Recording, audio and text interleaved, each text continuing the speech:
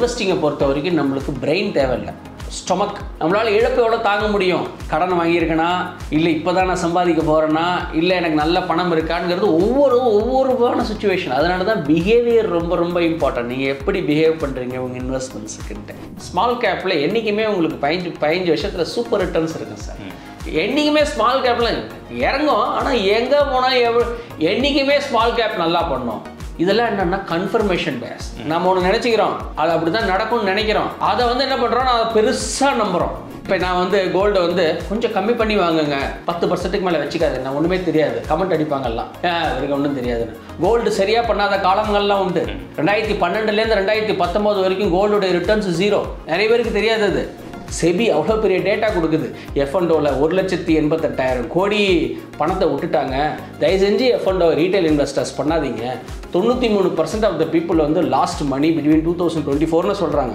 அப்பயுமே அவங்க என்ன சொல்கிறாங்க, எனக்கு சட்டையில் பட்டுதுன்னா எனக்கு ஒன்றும் ஆகாது, நான்லாம் எவ்வளோ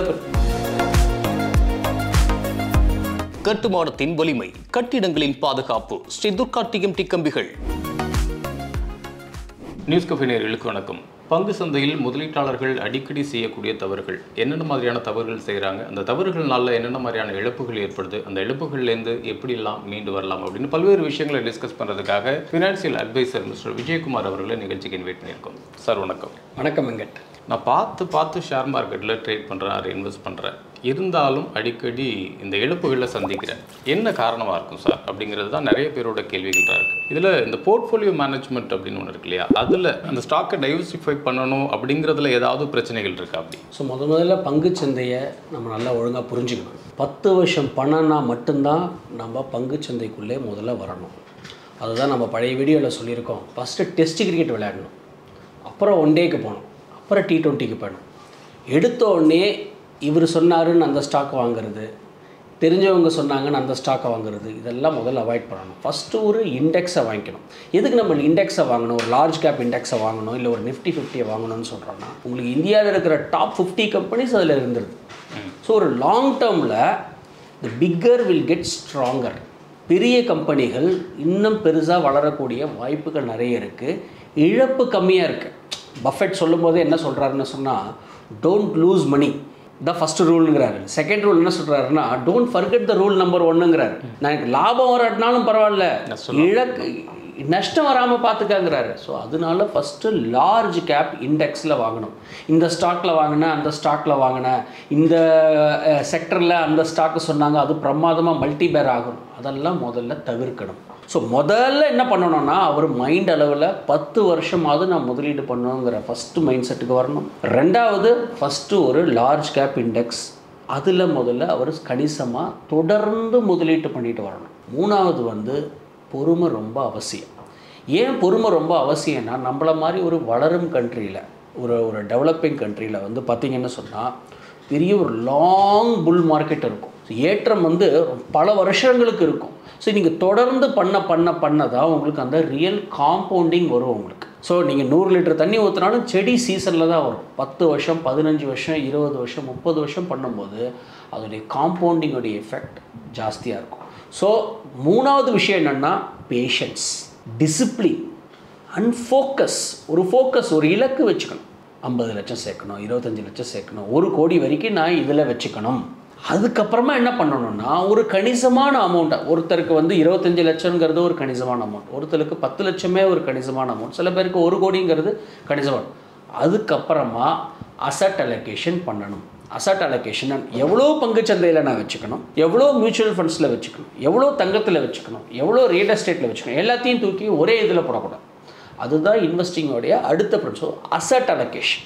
நெக்ஸ்ட் என்ன பண்ணணும்னா, ரீபேலன்ஸ் பண்ணிக்கிட்டே இருக்கணும். ஏன்னா கடைசி ஒரு 3 வருஷத்தில் பங்குச்சந்தை ஜாஸ்தி ஆகிடுச்சு, போய் பங்குச்சந்தையிலே போடக்கூடாது. இப்போ கோல்டு ரொம்ப சூப்பராக பண்ணியிருக்கு லாஸ்ட் 2 வருஷமாக, போய் கோல்டுலேயே எல்லா பணத்தையும் போடக்கூடாது. ஸோ எவ்ரி டைம் என்ன ஆகும்னா, அந்த அசட் ரொட்டேஷன், அந்த செக்டரல் ரொட்டேஷன் நடந்துக்கிட்டே இருக்கும். இப்போ ஒரு 100 ரூபா பணம் வச்சுருக்கீங்க, எல்லாத்துலேயும் ஒரு 33 அலோகேட் பண்ணியிருக்கேன். இந்த பக்கம் ஈக்குவிட்டி நல்லா பர்ஃபார்ம் பண்ணியிருக்கேன்னா, எது நல்லா பர்ஃபார்ம் பண்ணலையோ அதுலேருந்து எடுத்து அந்த அசட் கிளாஸில் போகிறது தான் புத்திசாலித்தனம். இது எவ்வளோ பண்ணணும்? வருஷம் எவ்ரி 3 இயர்ஸ் எப்போல்லாம் ஒரு அசட் கிளாஸ் நல்ல வளர்ச்சி இருக்கோ, அது வந்து வேல்யூவேஷன் ஜாஸ்தியாக இருக்கும், ரீபேலன்ஸ் பண்ணிக்கிட்டே இருக்கணும். ஸோ இதான் நான் சொல்லுவேன், டைவர்சிஃபிகேஷன் ஆஃப் போர்ட்ஃபோலியோ. ஸோ இதை பண்ணினாலே உங்களுக்கு இழப்பு கம்மியாக இருக்கும். ஒரு நீண்ட காலத்தில் உங்களுடைய கார்பஸும் கணிசமாக மேலே போய்கிட்டே இருக்கும். ஓகே, டைவர்சிஃபை அப்படிங்கிறத தாண்டி இப்போ ஸ்டாக்ஸை நான் ஆல்ரெடி சூஸ் பண்ணி வச்சுருக்கிறேன், இந்த மாதிரியான ஸ்டாக்ஸ் எல்லாம் வச்சுருக்கிறேன். இதில் நீங்கள் சொல்கிற மாதிரி சில ஃபினான்ஷியல் அட்வைசர் சொல்கிறத கேட்டேன், என் ஃப்ரெண்டு சொல்கிறத கேட்டேன், அந்த ஸ்டாக்ஸ் எல்லாம் வாங்கிட்டேன் நான். பட் மார்க்கெட்டில் இப்படி தான் இருக்குது சுச்சுவேஷன்ஸ். இதை நான் எப்படி அனலைஸ் பண்ணி அதை எப்படி ஃபில்டர் பண்ணிக்கிறது அப்படிங்கிற ஒரு விஷயம் தெரியாமல் இருக்காங்க இல்லையா? அவங்க எப்படி அதை அனலைஸ் பண்ணிக்கலாம்? யார் சொல்கிறாங்கிறத வச்சு தான் நிறைய பேர் பங்குச்சந்தைக்குள்ளே போகிறாங்க. அவங்களுடைய முகாந்தாரம் என்னங்கிறதே பார்க்குறது கிடையாது. அவங்க என்ன ஒரு ரிசர்ச் பண்ணியிருக்காங்களா, அவங்க எத்தனை நாள் இருக்காங்க, அவங்க எத்தனை எக்ஸ்பீரியன்ஸ்டாக இருக்காங்களா, இல்லை அவங்களுடைய பேக்ரவுண்ட் என்ன, நம்மளுடைய சுச்சுவேஷன் என்ன, நம்மளால் இழப்பு தாங்க முடியுமா, இதெல்லாம் பார்க்காமையே ஃபாலோவர்ஸை வச்சுக்கிட்டு இன்ஃப்ளூயன்சஸை வச்சுக்கிட்டு, ஃபின்ஃப்ளூயன்ஸ் தாங்க இப்போ நிறைய பேரை பார்க்குறோம், அதை வச்சுட்டு வாங்குறாங்க. அதான் நான் ஒரு வீடியோவில் சொன்னேன், நித்யானந்தா கூட தான் ஃபாலோவர்ஸ் இருக்காங்க. ஃபாலோவர்ஸை வச்சுட்டு நம்ம பண்ணக்கூடாது. நமக்கு என்ன தேவை, நமக்கு என்ன சைஸ் ஃபிட் ஆகுங்கிறத ரொம்ப ஃபஸ்ட்டு பார்த்துக்கணும். அதுதான் நான் சொல்லுவேன் ரிஸ்க் அப்பிடைட். ஏன்னா இன்வெஸ்டிங்கை பொறுத்த வரைக்கும் நம்மளுக்கு பிரெயின் தேவையில்லை, ஸ்டொமக். நம்மளால் இழப்பு எவ்வளோ தாங்க முடியும், கடன் வாங்கியிருக்கேனா, இல்லை இப்போ தான் நான் சம்பாதிக்க போகிறேன்னா, இல்லை எனக்கு நல்ல பணம் இருக்காங்கிறது ஒவ்வொருவான சுச்சுவேஷன். அதனால தான் பிஹேவியர் ரொம்ப ரொம்ப இம்பார்ட்டன்ட். நீங்கள் எப்படி பிஹேவ் பண்ணுறீங்க உங்கள் இன்வெஸ்ட்மெண்ட்ஸுக்குன்ட்டு. ஸோ இந்த ஃபின்ஃப்ளூயன்சர் சொல்கிறாங்க, அவங்க அந்த ஸ்டாக்கை சொல்கிறாங்க, அதெல்லாம் ஐதர் காலத்து பழசு சார். கடைசி ஒரு 5 வருஷம் எடுத்துக்கலாம் சார், ஒரு நிஃப்டி 50 எடுத்துக்கலாம் சார். கொஞ்சம் கொஞ்சமாக வாங்குறேன்னு சொல்லி ஒரு பெஸ்ட் ஆஃப் ஒரு 5 ஸ்டாக்ஸ் எடுத்துங்க சார். உங்களுக்கு தெரிஞ்ச best of stock Reliance Industries எடுத்துங்க, டிசிஎஸ் எடுத்துங்க, HDFC bank, darling of stock market HDFC bank எடுத்துக்கோங்க. இந்த மாதிரி ஒரு 5 ஸ்டாக் எடுத்துக்கோங்க. 5 ஸ்டாக்கில் கொஞ்சம் கொஞ்சமாக எஸ்ஐபி வாங்கியிருந்தேன்னு வச்சுங்க, வேர்சஸ் ஒரு இண்டெக்ஸில் எஸ்ஐபி வாங்கியிருக்கேன்னா எது நல்லா பண்ணியிருக்கோம் நீங்கள் சொல்லுங்கள். எஸ்ஐபியில் போயிருக்கும். எஸ்ஐபி நல்லா பண்ணியிருக்கு. இன்றைக்கி இந்த 3 ஸ்டாக் 5 ஸ்டாக்கு சூப்பராக பர்ஃபார்ம் பண்ண ஸ்டாக்கோடைய ரிட்டர்ன்ஸு நிஃப்டி 50யோட கம்மியாக இருக்குது. நான் சொல்கிறது ஒரு 5 வருஷம். 5 வருஷங்கிறது ஒரு பெரிய புல் மார்க்கெட். நான் என்ன பாயிண்ட் சொல்ல வரேன்னா, அந்த ஒரு ஸ்டாக் வாங்குறேன், 2 ஸ்டாக் வாங்குறேன், இதில் பணக்காரன் ஆகவே முடியாது. It is a fallacy to believe that one stock will give you a multibagger. நீங்கள் 10,000க்கு 20,000க்கு 2 லட்சத்துக்கு வாங்கினா நீங்கள் பணக்காரன் ஆக முடியாது. தொடர்ந்து வாங்கணும், நீண்ட காலத்துக்கு வாங்கணும், அந்த அமௌண்ட் காம்பவுண்ட் ஆகணும். அந்த காம்பவுண்ட் ஆச்சுன்னு சொன்னால், வட்டிக்கு வட்டி ஆச்சுன்னு சொன்னால், அதுலேருந்து உங்களுக்கு ரிட்டர்ன்ஸ் வரும். இப்படி தான் ஆக முடியும். இந்த 5 வருஷத்தில் என்ன ஒரு இன்ஃப்ளூயன்சஸ் பண்ண ப்ராப்ளம், இந்த ஸ்டாக்கை வாங்கினா நீங்கள் கோடீஸ்வரன் ஆகிடுவீங்க. இது வாங்கினீங்கன்னா பாருங்கள் எப்படி போகும் பாருங்கள். நாங்கள் ஒரு வெற்றிக்கு பின்னாடி 100 தோல்விகள் இருக்குன்னு தெரிய மாட்டேங்குது. நான் அந்த காலத்தில் இன்ஃபோசிஸ் 10,000க்கு வாங்கியிருந்தால், நான் ஒரு 15,000க்கு விப்ரோ பழைய பஞ்சாங்கத்தையும் பழைய ஹிஸ்ட்ரியும் ஒரு எக்ஸல் ஷீட்டு வச்சுக்கிட்டு ஒரு இன்ஃபோசிஸ் மேலே போனதுக்கு 1000 இன்ஃபோசிஸ் கீழே போயிருக்கு சார். ஹிஸ்ட்ரி தெரிய மாட்டேங்குது யாருக்கும். இந்த ஒரு ஸ்டாக் வாங்குறா, 2 ஸ்டாக் வாங்குறா, இதெல்லாம் பேசக்கூடாது. ஒரு இண்டெக்ஸை வாங்கிக்கிறது தான் புத்திசாலித்தனம். இழப்பு கம்மியாக இருக்கும், ஏற்றம் பெட்டராக இருக்கும். லாங் ரனில் நீங்கள் இழக்கிறதோட, வாரன் பஃபெட் சொன்ன பிரின்சிபல் தான், இழக்கிறதோட மேலே போகிறது பெட்டராக இருக்குங்கிறது என்னுடைய கருத்து. ஓகே, போர்ட்ஃபோலியோ டைவர்சிஃபை அப்படிங்கிறத தாண்டி உங்களோட பாயிண்ட் ஆஃப் வியூவில் இன்வெஸ்டர்ஸ் அதிகபட்சமாக இந்த விஷயங்களில் தவறு பண்ணுறாங்க அப்படின்னா உங்களோட பாயிண்ட் ஆஃப் வியூவில் எதை சொல்லலாம் sir? Price is what we pay and value is what you get. எல்லா சமயத்துலையும் எல்லாமே செய்யக்கூடாது. இதுதான் நான் கற்றுக்கிட்ட ஒரு பெரிய பாடம். செகண்ட் வந்துன்னா ரிசன்சி பயஸ். அப்படின்னா என்னென்னா, ஒன்று நல்லா பண்ணியிருக்கேங்கிறத பார்த்துட்டு, பாஸ்ட் பர்ஃபார்மன்ஸை பார்த்துட்டு, இனிமேலுக்கு இது இப்படி தான் இருக்கும். இப்போ இன்றைக்கி போய் கேட்டிங்கன்னு வச்சுங்களேன், ஸ்மால் கேப்பில் என்றைக்குமே உங்களுக்கு 15 வருஷத்தில் சூப்பர் ரிட்டர்ன்ஸ் இருக்குது sir.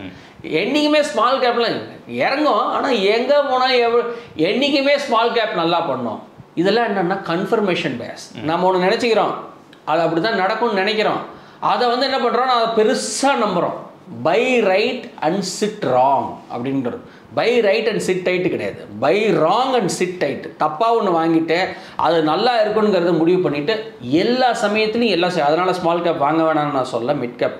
Price is what we pay and value is what we get. நம்ம போயஸ் கார்டன் நல்ல இடம் தான், ஆரியபுரம் நல்ல இடம் தான். போயஸ் கார்டனை கொண்டு போய் நீங்கள் 1 லட்ச ரூபா பர் ஸ்கொயர் ஃபீட் வாங்கக்கூடாது. நீங்கள் 30,000 போதுன்னு வச்சுக்கோங்க, 30,000 போது 32,000க்கு வாங்கினீங்கன்னா ஓகே. அதை 1 லட்சம் கொடுத்து வாங்கினீங்கன்னா அந்த 1 லட்சம் பர் ஸ்கொயர் ஃபீட் போகும். அது போகிறதுக்கு இன்னும் 25 வருஷம் 30 வருஷம் ஆகும். ஸோ எந்த சமயத்தில் என்ன ப்ரைஸ் கொடுத்து நீங்கள் வாங்குறீங்கிறது ரொம்ப இம்பார்ட்டன்ட். ஸோ எல்லா சமயத்துலேயும் கஸ்டமர்ஸு, இன்வெஸ்டர்ஸு, முதலீட்டாளர்கள் தப்பு பண்ணுறது என்னன்னு சொன்னால், ஒன்று நல்லா பண்ணியிருக்கேன் அது இனிமேலுக்கு நல்லாவே பண்ணும் அப்படிங்கிற ஒரு கன்ஃபர்மேஷன் பயாஸும், ஒரு பாஸ்ட் பர்ஃபார்மன்ஸ் பார்த்துட்டு வாங்குறதும், இன்ஃப்ளூயன்சஸ் அவர் சொல்லிட்டார், அவர் என்றைக்குமே தப்பாகவே சொல்ல மாட்டார் அப்படின்ட்டு. நான் அடிக்கடி சொல்கிற ஒரே வார்த்தை என்னென்னா, நம்ம பொங்கல் சாப்பிடும்போது மிளகு வரும், நம்ம பாயசம் குடிக்கும்போது ஒரு முந்திரியும் வராது. உங்கள் லக்கு பேடாக இருந்ததுன்னு சொன்னால் நீங்கள் வாங்கினதெல்லாம் கீழே போகும். ஸோ புல் மார்க்கெட்டில் நம்ம என்ன தெரிஞ்சுக்கணுன்னா, நீங்கள் என்ன கற்றுக்கிட்ட அப்படிங்கிறத தெரிஞ்சுக்கும். பேர் மார்க்கெட் இன்னும் உனக்கு நீ எவ்வளோ கற்றுக்கணும் பாருப்பா அப்படிங்கிறத சொல்லும். அதான் சொல்ல, புல் மார்க்கெட் வந்து தொட்டதெல்லாம் தங்கமாக இருக்கும், பேர் மார்க்கெட் தொட்டதெல்லாம் கரியாக இருக்கும். ஸோ அதனால தரையில் காலை வச்சுட்டு ஹம்பிளாக மார்க்கெட்டை அக்செப்ட் பண்ணிக்கிட்டு நம்ம கொஞ்சம் கொஞ்சமாக ஒரு லாங் டேர்மில் ஒரு மியூச்சுவல் ஃபண்ட்ஸை வாங்கினாலும் ஓகே, இல்லை ஒரு லார்ஜ் கேப் இண்டெக்ஸ் வாங்கினாலும் ஓகே. என்ன பாயிண்ட் இதுக்கு சொல்ல வரேன்னு சொன்னால், இந்த தவறுகள் பண்ணுறது வந்து இதுதான் மெயின் தவறு. எல்லா சமயத்துலையும் எல்லாம் செய்கிறது. ஸோ கோல்டு இப்போ நான் வந்து கோல்டை வந்து கொஞ்சம் கம்மி பண்ணி வாங்குங்க, 10% மேலே வச்சுக்காது, நான் ஒன்றுமே தெரியாது, கமெண்ட் அடிப்பாங்கல்லாம், இவருக்கு ஒன்றும் தெரியாதுன்னு. கோல்டு சரியாக பண்ணாத காலங்கள்லாம் உண்டு. 2012 2019 வரைக்கும் கோல்டுடைய ரிட்டர்ன்ஸ் 0. நிறைய பேருக்கு தெரியாது. அது கொரோனாங்கிற ஒரு காலம் வந்தது, அந்த காலத்தில் ஒரு விஷயம் நல்லா பண்ணிச்சு, அப்புறம் 2 வருஷம் இல்லை, இப்போ லாஸ்ட் 2 இயர்ஸாக கோல்டு பிரமாதமான வளர்ச்சியை கண்டிருக்கு. பட் கோல்டு ஹிஸ்ட்ரி எடுத்து நீங்கள் பார்த்தீங்கன்னா ஈக்குவிட்டி அளவுக்கு ஃபால் ஆன காலங்கள் உண்டு. ஸோ எந்த காலத்தில் வாங்கணும் அப்படின்ட்டு தான் வாலி அந்த அபூர்வ சகோதரர்களில் சொல்கிற மாதிரி, கொட்டு மழை காலம் உப்பு விற்க போனேன்னு போகக்கூடாது. எந்த சமயத்தில் என்ன செய்யணுங்கிறத இம்பார்ட்டண்ட்டாக இருக்கும். ஸோ இன்வெஸ்டிங்கை பொறுத்த வரைக்கும் அதான் சொல்கிறோம், greed is always returns focused, risk blinded. ஆசை வந்து கண்ணை மறைக்கும். fear is always risk focused, பயந்துகிட்டே இருக்கக்கூடாது, அந்த சமயத்தில் ரிஸ்க் எடுக்கணும். So fear is always risk focused, returns blinded. 2008-09 market fall ஆனதுக்கப்புறம் it's best time to buy. Corona டயத்தில் மார்க்கெட் 30% ஃபாலோ 38% ஃபாலோ ஆகும்போது it's best time to buy. எல்லாரும் வாங்குகிற சமயத்தில் one has to be cautious. வாங்க வேணான்னு சொல்லவே இல்லை, பட்டு எந்த சமயத்தில் எந்த அசெட் கிளாஸை எந்த செக்டரில் வாங்குகிறோங்கிறது ரொம்ப இம்பார்ட்டன்ட்ங்கிறது என்னுடைய கருத்து. ரெண்டாவது, ரிசர்ச்சே பண்ணுறது கிடையாது. ரிசர்ச்சுங்கிறது ரொம்ப இம்பார்ட்டன்ட். எப்படி மியூச்சுவல் ஃபண்ட்ஸில் ரிசர்ச் பண்ணுவாங்கங்கிறத சொல்கிறேன். இப்போ மியூச்சுவல் ஃபண்ட்ஸில் எந்த கம்பெனியை போய் வாங்குறதா இருந்தாலும் அந்த கம்பெனியை போய் மேனேஜ்மெண்ட்டை போய் மீட் பண்ணுவாங்க, அந்த பேலன்ஸ் ஷீட்டை செக் பண்ணுவாங்க, ப்ராஃபிட் என்ன லாஸ் என்ன, அதுக்கெல்லாம் அனலிஸ்ட் இருப்பாங்க. அந்த அனலிஸ்ட்டுக்கு கீழே ஒரு சப் அனலிஸ்ட் இருப்பார். அவர் கம்பெனியாக பார்த்து பேலன்ஸ் ஷீட்டை பார்த்து ரிசர்ச் பண்ணி அது உண்மையாக அந்த மேனேஜ்மெண்ட் என்ன சொல்கிறாங்க, அந்த ஏர்னிங்ஸ் வருமா வராதா, இது வரைக்கும் நம்மளுக்கு என்ன பண்ணுவாங்கன்னு சொன்னால் பண்ணுவாங்க. இப்போ நம்ம எப்படி பண்ணுறோம், அவர் சொல்லிட்டாரு வாங்கணுன்ட்டு, அவர் போய் மேனேஜ்மெண்ட்டை பார்த்துருப்பாரா? இப்போ ஒரு ஃபார்மா கம்பெனியை ஒரு பெரிய இன்ஃப்ளூயன்சஸ் நிறைய பேர் ரெக்கமெண்ட் பண்ணாங்க. தமிழ்நாட்டில் மட்டும் கிடையாது, நார்த்லேயும் அதே தான், ஈஸ்ட்லேயும் அதே, எல்லாரும் ஒரு ஃபார்மா கம்பெனியே பண்ணாங்க. 1500 வாங்குன்னாங்க. 1000 ரூபா செம்ம கம்பெனி வாங்க, மார்க்கெட் நான் சொன்ன ஸ்டாக்கு மேலேயே போகாதுப்பா, அது கீழே வரும், இப்பயும் வாங்க எடுத்து போகிற பாக்கில் பேச வேண்டியது. செபி ரிஜிஸ்டர்டு கிடையாது, நீங்கள் ஸ்டாக் அனலிஸ்ட்டை நீங்கள் கேட்டு செய்யுங்கன்னு சொல்லிட்டு ஒரு டிஸ்க்ளைமர் மாதிரி சும்மா கொடுத்துக்க வேண்டியது. ஸோ முதல்ல அவர் முகந்தாரம் என்ன, அவர் இதுக்கு முன்னாடி பண்ணியிருக்காரா, அவர் என்ன ரிஜிஸ்டர்ட் அட்வைசரா, இதெல்லாம் நம்ம பார்க்கணும். போகிற போக்கில் பார்த்தா இதுதான் ப்ராப்ளம். ஏன்னா ஒரு லாங் ரன்னில் நீங்கள் ஒரு ஸ்டாக்கை வாங்கி 4 ஸ்டாக் வாங்கி 1 லட்சம் வாங்கி, இப்போ எல்லாருக்கும் ஸ்மால் கேப்பில் ரிட்டர்ன்ஸ் வந்திருக்கு. இன்னொரு எக்ஸாம்பிள் சொல்கிறேன் உங்களுக்கு. ஸ்மால் கேப்பில் எல்லாருக்கும் 30% ரிட்டர்ன்ஸ் வந்திருக்கு. 1 லட்சம் போட்டிருக்கீங்க, 1,30,000 ஆயிருக்கு. இல்லை 1 லட்சம் போட்டிருக்கீங்க, 3 வருஷத்தில் 2 லட்சம் 3 லட்சம் ஆயிருக்குன்னே வச்சுங்க. அதை வச்சு நீங்கள் பணக்காரனாக போகிறது இல்லை. So wealth is not built with returns. இது ரொம்ப பவர்ஃபுல்லான ஸ்டேட்மெண்ட். இது புரிஞ்சுக்கிறதுக்கு பல வருஷங்கள் ஆகும் இன்வெஸ்டர்ஸ். அதான் every time the new set of investors will learn some very old லெசன்ஸ்ன்னு பஃபட் சொல்கிறார். பஃபட் என்ன சொல்கிறாரு, நீங்கள் வந்து கற்றுக்கிட்டு இருக்கீங்க, இதே தான் உங்கள் அப்பா கற்றுக்கிட்டு இருந்திருப்பார், இதே தான் உங்கள் தாத்தா கற்றுட்டு இருப்பார். ஸோ அதாவது கரெக்டாக சொல்கிறார், சம் வெரி ஓல்டு லெசன்ஸ். புதிய பாடங்கள்ங்கிறது எதுவும் கிடையாது, பாடங்கள் ஆல்ரெடி கற்றுக்கிட்டது தான் ஆக்சுவலாக. ஸோ என்ன நம்ம தெரிஞ்சுக்கணும்னா, wealth is never built with returns, wealth is always built with your capital.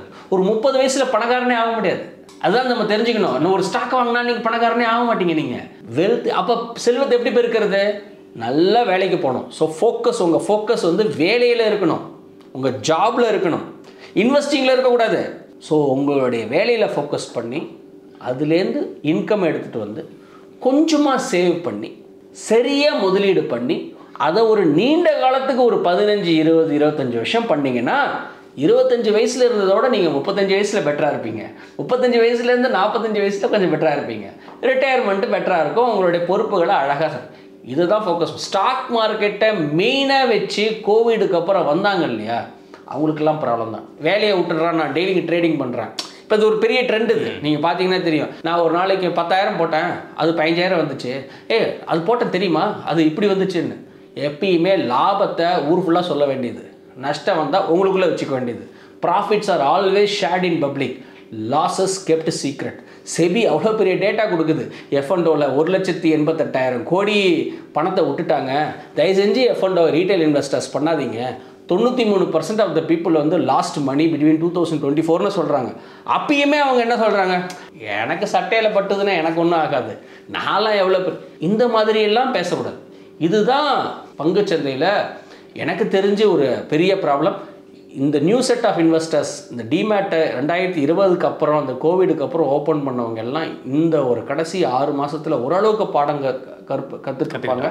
இந்த எக்ஸ்பீரியன்ஸை வச்சுட்டு அவங்க இது ஒரு ஸ்டெப்பிங் ஸ்டோன், இது ஒரு லெசன் லேர்ன் பண்ணிவிட்டு கொஞ்சம் கொஞ்சமாக இன்னும் கொஞ்சம் ஃபர்தராக லேர்ன் பண்ணி. ஏன்னா எவ்ரி டைம் நீங்கள் புதுசாக நீங்கள் ஒன்று தெரிஞ்சுக்கிட்டேங்கும் போது மார்க்கெட் உங்களுக்கு இன்னொரு லெசன் டீச் பண்ணும். ஸோ ஒரு 10, 15, 20 வருஷத்தில் ஒரு நல்ல இன்வெஸ்டராக ஆவாங்க. ஓகே, இதுக்கு முன்னாடி இருந்த மார்க்கெட் சுச்சுவேஷனுங்கிறது வேறு. நீங்கள் சொல்கிற மாதிரி அதெல்லாம் ஒரு புல்லிஷ் மார்க்கெட்டாக இருந்துச்சு. இப்போ நம்ம பார்த்துருக்கிறது பேர் மார்க்கெட் அப்படிங்கிறதுக்கு இன்னும் போகலை, பட் கிட்டத்தட்ட அந்த சுச்சுவேஷனில் தான் இருக்கும். ஸோ இந்த மாதிரி டைமில் இன்வெஸ்டர்ஸ் என்ன மாதிரி ஸ்ட்ராட்டஜி யூஸ் பண்ணணும்? பேர் மார்க்கெட் போலன்னு எப்படி நம்ம சொல்ல முடியும்?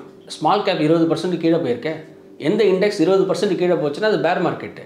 லார்ஜ் கேப்பில் தான் இன்னும் உங்களுக்கு போகவே இல்லை. மிட் கேப் 16-17% இருக்குது. ஆக்சுவலாக 2 நாளாக மிட் கேப் ஸ்டாக் அப்பு. ஸோ அதனால் நான் சரியான இண்டெக்ஸ் பார்க்கல. But small cap already into the பேர் மார்க்கெட். இன்றைக்கி இருக்கிற மார்க்கெட் சுச்சுவேஷனில் அசட் அலோகேஷன், என் கையில் 1,00,000 ரூபா பணம் இருக்குது.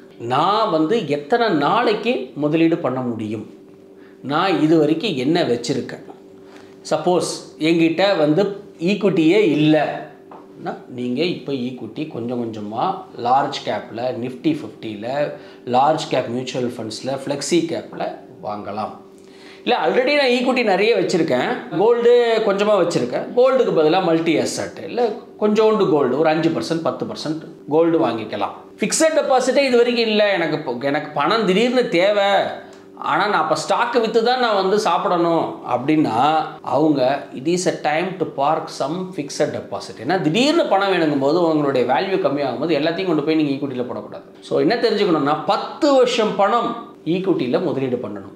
1 வருஷம் பணம் கண்ணை மூடிட்டு தயவு செஞ்சு ஈக்விட்டி பக்கம் இன்வெஸ்ட் பண்ணக்கூடாது. இது புரிஞ்சிக்கிட்டு இந்த மார்க்கெட்டில் இப்படி இன்வெஸ்ட் பண்ணணும். ஸோ அசட் அலோகேஷனை பார்க்கணும். ஸோ ஒரு லைன் இருக்குது, இதுதான் லைன், இதில் இவ்வளோ பண்ணுங்கள், இதில் இவ்வளோ பண்ணுங்கள், இதில் இவ்வளோ பண்ணுங்க. அந்த லைனை தாண்டக்கூடாது, எப்பயுமே தாண்டக்கூடாது. புல் மார்க்கெட் இல்லை பேர் மார்க்கெட் எப்பயுமே அந்த லைனை தாண்டக்கூடாதுங்கிறது என்னுடைய கருத்து. ஓகே, ஒரு எக்ஸிஸ் இன்வெஸ்டர்ஸ் அப்படிங்கிறப்போ இந்த அட்வைஸ் அவங்களுக்கு ஆக்டாக இருக்கும். பட் ஃப்ரெஷ்ஷாக உள்ளர மார்க்கெட்டுக்குள்ளே வரலாம் அப்படின்னு ட்ரை பண்ணிட்டு இருக்கிற இன்வெஸ்டர்ஸ் அவங்களுக்கு இப்போ இருக்கிற மார்க்கெட் சுச்சுவேஷன் அப்படிங்கிறது இன்வெஸ்ட் பண்ணுறதுக்கு ரைட்டான சுச்சுவேஷனா? ஏன்னா நிறைய ஃபினான்ஷியல் அட்வைசர்ஸ் சொல்கிறது என்னன்னாக்கா இந்த டைம் ஒரு பையிங் ஆப்பர்ச்சுனிட்டி, இந்த டைம் தான் பெட்டர் அப்படின்னு சொல்கிறாங்க. ஆனால் மார்க்கெட் சுச்சுவேஷன் இப்போ சரியில்லை அப்படிங்கிறதுனால இந்த டைமில் இன்வெஸ்ட் பண்ணலாமா, இல்லை கொஞ்சம் நாட்கள் கழித்து கொஞ்சம் டிலே பண்ணி பண்ணுறது பெட்டராக இருக்குமா? நேத்தியே பண்ணியிருக்கணும், இன்றைக்கே பண்ணணும் அப்படின்னா அவ்வளோ அர்ஜென்ட். இன்வெஸ்டிங்கே ஸ்டார்ட் பண்ணலாம். என்ன சார் 100 ஸ்டெப்பு போனோன்னா ஃபஸ்ட்டு ஒரு ஸ்டெப்பு வைக்கணும் சார். நம்ம வந்து பெரிய அறிவார்ந்த ஊடகம் நம்ம வந்து சரியான தகவல்களை கொடுக்கணும். இன்வெஸ்டிங் பண்ண வேணாம்னு சொல்ல என்ன நம்ம தெரிஞ்சுக்கணும்னா, equity is risky but inflation is deadly. நீங்கள் முதலீடு பண்ணாமல் இருக்கிறது தான் பெரிய ரிஸ்க்கு. ஸோ நீங்கள் 100 ஸ்டெப்பு போகணும், ஒரு ஸ்டெப் எடுத்து வைங்க, கொஞ்சமாக பண்ணுங்கள். கையில் பணம் இருக்குது, ஃபஸ்ட்டு ஒரு 2 ஸ்டெப் எடுத்து வைங்க, கொஞ்சமாக வாங்குங்க, குறைய வாங்கிட்டே வாங்க, ரெகுலராக வாங்கிட்டு வாங்க. ஸோ நம்ம அந்த ஸ்டாக் அது இந்த ஸ்டாக் வாங்குகிறேன் அந்த ஸ்டாக்கை வாங்குறேன்னு சொல்கிறது அது எவ்வளோ தவறோ இன்வெஸ்டிங் பண்ணாமல் இருக்கிறதும் பெரிய தவறு. ஸோ முதல்ல நீங்கள் என்ன பண்ணணும்னா இன்வெஸ்ட்மெண்ட்ஸை ஸ்டார்ட் பண்ணுங்கள். ஸ்டார்ட் பண்ணும்போது ஒரு நல்ல எக்ஸ்பீரியன்ஸ் வேணுங்கிறதுக்காக ஒரு நிஃப்டி 50ல் இல்லை ஒரு லார்ஜ் கேப் மியூச்சுவல் ஃபண்ட்ஸில் இல்லை ஒரு ஃப்ளெக்ஸி கேப் மியூச்சுவல் ஃபண்ட்ஸ் கேட்டகரியில் வாங்குறது புத்திசாலித்தனம். ஓகே, நான் ஆல்ரெடி ஸ்டாக்ஸ் வாங்கி வச்சுருந்தேன், பட் எல்லாமே ஸ்மால் அண்ட் மிட்லேயே நான் இன்வெஸ்ட் பண்ணிட்டேன். லார்ஜில் எனக்கு ஐடியா இல்லை, இதெல்லாம் வந்து ஒரு மல்டிபேக்கராக மாறும் அப்படிங்கிற கான்ஃபிடென்ட்டில் நான் ஆல்ரெடி வாங்கி வச்சிட்டேன். பட் இப்போ இருக்கிற சுச்சுவேஷனில் எனக்கு ரிட்டர்ன்ஸ் அப்படிங்கிறது இப்போ மைனஸில் தான் இருக்குது. இந்த சுச்சுவேஷனில் நான் என்ன பண்ணணும்? ஸ்மால் கேப் மிட் கேப் உடைய ஹிஸ்ட்ரி தெரியாமல் நிறைய பேர் இந்த தப்பு பண்ணியிருக்காங்க. எல்லாருக்கும் என்ன மனசில் என்னென்னா ஸ்மால் கேப்னா கீழே போகாது, அதான் என்ன சொல்லுவோம், அவங்க நாக்கு இருக்குல்ல அது வந்து ஸ்வீட் கேட்குது. ஆனால் நீம் வேப்பில் இருக்குல்ல அதோடைய நிறம் அதோடைய மனம் வந்து எப்பயுமே கசப்பு தான். Because your tongue expect sweetness, you're expecting neem to be sweeter. என்றைக்குமே ஸ்மால் கேப்பில் இந்த ப்ராப்ளம் இருக்குது. 2007லேருந்து 2013 வரைக்கும் ஸ்மால் கேப்போடைய ரிட்டர்ன் 0, மிட் கேப்போடைய ரிட்டர்ன் 0. அது நிறைய பேருக்கு ஹிஸ்ட்ரி தெரியாது. 2019 உங்களுக்கு டேட்டா வேணும்னா உங்களுக்கு ஒரு டேட்டா கொடுக்குறேன். உங்களுக்கு ஸ்மால் கேப் இண்டெக்ஸு 15/1/2018 20,000 டச் பண்ணிச்சு. 2019 பார்த்தீங்கன்னா தட் இஸ் 30/10/2019 பார்த்தீங்கன்னா 13,000க்கு வந்தது. விச் இஸ் 33% ஃபால் ஆகிருக்கு, 33% ஃபால் ஆகிருக்கு. இதே சமயத்தில் லார்ஜ் கேப்போடைய ஃபால் எவ்வளோ தெரியுங்களா? 1%. ஸோ இழப்பு கம்மியாக இருக்கிறது தான் ஒரு புத்திசாலியோடைய பெட்டர் இன்வெஸ்ட்மெண்ட்ஸ். நம்ம லாஸ்ட் வீடியோலையும் நம்ம சொல்லியிருக்கோம், ஒரு முதலீட்டாளர் வந்து 25% ரிட்டர்ன்ஸ், அடுத்த வருஷமும் 25% ரிட்டர்ன்ஸ், அதுக்கு அடுத்த வருஷமும் 25% ரிட்டர்ன்ஸ். ஃபார் சம் ரீசன் இந்த மாதிரி மார்க்கெட்டில் ஒரு 20% இழப்பு இருக்குது, மார்க்கெட்டில் இழப்பு இருக்குன்னா இந்த போர்ட்ஃபோலியோ எப்படி பண்ணியிருக்குங்கிறத இன்னொரு போர்ட்ஃபோலியோ எடுத்து பார்க்கலாம். இன்னொரு போர்ட்ஃபோலியோவில் 15% ரிட்டர்ன்ஸ் இவரோட கம்மியாக தான் பண்ணியிருக்கு. இன்னொரு போர்ட்ஃபோலியோவில் இன்னொரு அடுத்த வருஷமும் 15%. ஸோ இந்த வருஷமும் இவர் கம்மியாக தான் பண்ணியிருக்காரு, ஏன்னா இவர் ஜாஸ்தியாக பண்ணியிருக்காரு. அடுத்த வருஷமும் 15%. ஸோ இப்பயும் இவர் அதிகமாக பண்ணியிருக்காரு. கடைசி வருஷத்தில் இவர் 20% ஃபாலோ ஆனார்ல, இவர் 5% தான் ஃபாலோ ஆகிறார். யார் நல்லா பண்ணியிருப்பாங்க பார்த்தா இந்த சைடு போர்ட்ஃபோலியோ நல்லா பண்ணியிருக்கோம். இன்வெஸ்டிங்கோடைய பிரின்சிபலே என்னென்னா இழப்பை கம்மி பண்ணணும். ஒரு புத்திசாலி என்ன பண்ணணும்னா லாபம் கம்மியாக இருந்தாலும் ஓகே, நஷ்டத்தை கம்மி பண்ணணும். 20 ரூபாய் இழப்பும் 20 ரூபா ப்ராஃபிட்டும் ஒன்று கிடையாது. 100 ரூபாயில் 20% ஃபால் ஆகுது, 80 ரூபா ஆகுது. திருப்பி 20% மார்க்கெட் மேலே போகுதுன்னா 80 ரூபாயில் 20%ங்கிறது 96 ரூபா தான். நீங்கள் 23% மேலே போனால் தான் உங்கள் போட்ட பணமே வரும். இன்றைக்கி நிறைய பேர் ஃபிக்ஸட் டெபாசிட்ஸில் வச்சுக்கிறதுக்கு காரணம் என்ன? சேஃப்டி, லிக்விடிட்டி, எப்போ வேணால் எடுத்துக்க முடியும். அப்புறம் தான் ரிட்டர்ன்ஸ் பார்க்கணும். நிறைய பேர் ரிட்டர்ன்ஸை பார்த்துட்டு இன்வெஸ்ட் பண்ணுறாங்க. ஸோ இதே ஸ்மால் கேப் மிட் கேப்பில் இப்போ 30% 40%. இப்போ நான் வந்து அன்றைக்கி 500 நிஃப்டி இதில் பார்க்கும்போது என்னென்னா ஒரு ஆல்மோஸ்ட் ஒரு 150 ஸ்டாக்கு 40%க்கு மேலே ஃபாலோ ஆகிருக்கு. சப்போஸ் ஒரு 100 ஸ்டாக்குக்கு மேலே ஒரு 25% ஃபாலோ ஆகிருக்கு ஆக்சுவலாக. ஸோ இது ஸ்டாக் ஸ்பெசிஃபிக்காக தான் பார்க்கணும். ஸ்டாக்கு நம்ம சொல்ல முடியாது. ஏற்கனவே வாங்கியிருந்தீங்க ஓரளவுக்கு ஒரு ரிசர்ச் அனலிஸ்ட்டை கேட்டு அதை ஹோல்ட் பண்ணலாமா வேணாங்கிறத பார்க்கணும். ஏன்னா நம்ம பொதுவாக நம்ம வந்து இது விற்றுடுங்க அதை வாங்குங்கன்னு சொல்கிறதுக்கு நம்மளுக்கு எந்த இதுவும் கிடையாது. ஸ்டாக் ஸ்பெசிஃபிக்காக பார்க்கணுன்னா அந்த பர்டிகுலர் புரோக்கர்கிட்ட, அந்த பர்டிகுலர் அட்வைசர்கிட்ட அவர் கேட்டு எடுத்துக்கிறது தான் புத்திசாலித்தனம். பட் இன்னைக்கு காலகட்டத்தில் மார்ஜின் ஆஃப் சேஃப்டினா இழப்பு கம்மியாக இருக்கிறது வந்து லார்ஜ் கேப்பில் பெட்டராக இருக்குது. ஏன்னா எல்லா சமயத்துலையும் எல்லாமே பண்ணக்கூடாது. அது எல்லா அசட் கிளாஸ்க்கும் பொருந்தும். ரியல் எஸ்டேட்டை நீங்கள் 2010 நீங்கள் வாங்கியிருந்தீங்கன்னா, ஒரு எக்ஸாம்பிள் சொல்கிறேன், 2010 நீங்கள் ரியல் எஸ்டேட் வாங்கியிருந்தீங்கன்னா 2019 வரைக்கும் ஒன்றும் பெரிய ரிட்டர்ன்ஸ் கிடையாது. ஸோ ஒருத்தர் 50 லட்சத்துக்கு ஃப்ளாட் வாங்கியிருக்காரு, ஒருத்தர் 2017 50 லட்சத்துக்கு வாங்கியிருக்காருன்னு வச்சுக்கோங்க. ரெண்டும் ஒரே மாதிரி தான். 17 18 வாங்கினார்ல 50 லட்சம், அவர் 2024 விற்கும்போது 1 கோடி விற்கிறாருன்னா அவருக்கு லாபம் ஜாஸ்தியாக இருக்குமா? 2010 50 லட்சம் வாங்கிட்டு 2024 விற்கிறவருக்கு 1 கோடி விற்றா லாபமாக இருக்குமா? ஸோ எந்த சமயத்தில் எதை செய்யணுங்கிறது ரொம்ப ரொம்ப ரொம்ப ரொம்ப இம்பார்ட்டண்ட். ஸோ இன்னைக்கு தேதியில் small cap, mid cap, fresh investments, no fresh investments, large cap. Okay, already வச்சிருக்கிறவங்க அந்த ஸ்டாக்ஸ் இப்போ என்ன பண்ணலாம்? அதுலேருந்து எக்ஸிட் பண்ணிட்டு திருப்பி லார்ஜ் கேப் போகலாமா? ஸ்டாக் ஸ்பெசிஃபிக்காக போகணும். ஏற்கனவே வச்சிருக்கிற ஸ்டாக் ஓரளவுக்கு நல்ல கம்பெனி, ஒரு டீசென்ட் கம்பெனி, ஒரு லாங் டேர்மில் நல்லா பண்ணணும்னா அதை ஹோல்ட் பண்ணலாம், விற்கக்கூடாது. ஏன்னா அவங்க வாங்கும்போது ஒரு முடிவு எடுத்திருப்பாங்கல்ல, நான் இத்தனை வருஷம் வச்சிருக்க போகிறேன், 5 வருஷம் 7 வருஷம். அறிவை தலைவனாகவும் மனதை வேலைக்காரனாக வச்சுக்கணும். மனசு அளவாகவே கூடாது. இப்போ நான் லார்ஜ் கேப் சொன்னேன்னா உடனே லார்ஜ் கேப் உடனே தூக்கிட்டு மாறக்கூடாது. நான் வந்து லார்ஜ் கேப் ஒருத்தர் வந்து மிட் கேப் சொன்னாருன்னா அப்படியே இதை விற்றுட்டு ஒரு மிட் கேப் இப்படியா பணம் பார்த்துட்டே இருந்தால் நீங்கள் என்றைக்குமே வாழ்க்கையில் வெல்த்தை பில்ட் பண்ண முடியாது. ஸோ ஒரு தெளிவான முடிவு நீங்கள் தான் எடுக்கணும். இந்த ஸ்டாக்கு, அந்த கம்பெனி இந்த ப்ரைஸுக்கு அது ஓகேவா? அது ஓகேனா கீழே போகிறத பற்றிலாம் யோசிக்காதீங்க. ரெகுலராக வச்சுக்கோங்க, முடிஞ்சால் ஆவரேஜ் பண்ணி வாங்குங்க. அது தெரியாமல் நான் குப்பை கம்பெனியை வாங்கிட்டேன்பா. இப்போ என்ன ப்ராப்ளம்னா 1 லட்சம் கோடிக்கு மேலே உள்ள, அதாவது 1 lakh crore மார்க்கெட் கேப்னு சொல்லுவோம். செப்டம்பர் 2024 121 கம்பெனி, 120 கம்பெனி ப்ரிசைஸாக 120 கம்பெனி வந்து 1 லட்சம் கோடிக்கு மேலே மார்க்கெட் கேப்பில் இருந்தது. இன்றைக்கி 80 கம்பெனி கூட கிடையாது. விச் மீன்ஸ் 40 கம்பெனி எவ்வளோ இழந்திருக்காங்க பாருங்கள். ஆல்மோஸ்ட் பெரிய அமௌண்ட்டை இழந்திருக்காங்க. 40,000 கோடி 30,000 கோடி அது மாதிரி நிறைய கம்பெனிஸ் இருந்திருக்காங்க. ஸோ ஸ்டாக் ஸ்பெசிஃபிக்காக நம்ம சொல்ல முடியாது. ஏன்னா என்ன மாதிரி ஸ்டாக் வாங்கிறாங்க நம்மளுக்கு எப்படி தெரியும்? ஸோ அவர் லாங் டேர்மில் அந்த முடிவை எடுத்துக்கணும். இன்றைக்கி ஃப்ரெஷ் இன்க்ரிமெண்டல் பண்ணினா மார்ஜின் ஆஃப் சேஃப்டி லார்ஜ் கேப்பில் இருக்குங்கிறது என்னுடைய கருத்து. இந்த மாதிரியான நேரத்தில் ஒரு இன்வெஸ்டர்ஸ் என்னென்ன விஷயங்கள்லாம் ஃபாலோ பண்ணணும் அப்படின்னு நிறைய விஷயங்கள் எங்களோட ஷேர் பண்ணிக்கிட்டீங்க. நிகழ்ச்சிக்கு வந்த மிக்க நன்றி சார். தேங்க்யூ வெங்கட். மீண்டும் மற்றொரு நிகழ்ச்சியில் சந்திப்போம். வணக்கம். இந்த வீடியோ உங்களுக்கு பிடிச்சிருந்தா லைக் பண்ணுங்க, ஷேர் பண்ணுங்க, கமெண்ட் பண்ணுங்க. மறக்காம பெல் பட்டனை கிளிக் பண்ணிட்டு சப்ஸ்கிரைப் பண்ணிடுங்க.